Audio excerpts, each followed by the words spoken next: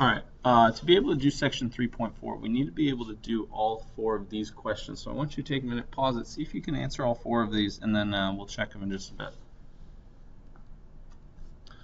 Alright, so the equation for slope, hopefully you remember that from last video. y2 minus y1 over x2 minus x1. Point slope form is often mistaken with slope intercept form. This is the one y minus y1 equals m times x minus x1. And slope intercept form has a slope m and a y-intercept b. We have a slope 3, we have a y-intercept negative 4, so this one gets us y equals 3x minus 4. So hopefully you're okay with these. If not, make sure you're asking. We're going to go into looking up different types of equations of lines and working through this. So we need to find the equation of a line that's perpendicular, which means we need to flip it and switch it so that it passes through the point 2, 4. So we need, here's our point, x1, y1, and we have our line C. So I need to find the slope of C. So I'm going to pick 2 points, and I'm going to try and pick whole number points, not something in the middle. And I'm going to count down. I go down 2 over 1, 2, 3, 4, 5. So the slope of C is negative 2/5.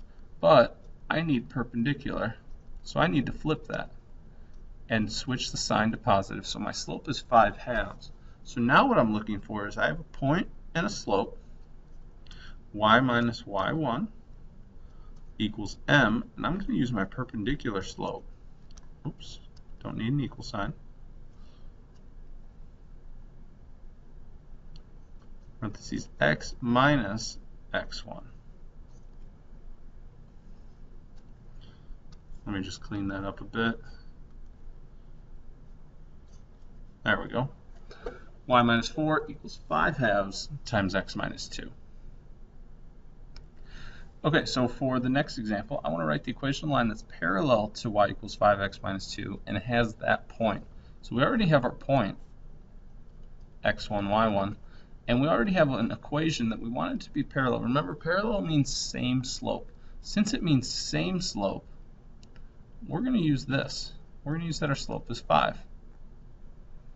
Since I know that my slope is 5 and I know my point, y minus y1 equals m, x minus negative 10, and minus a negative becomes a plus. So I write it like that. Let's try another one. Almost the exact same setup. Parallel again, which means our slope is, that's a 5. We'll just scribble that out, 3.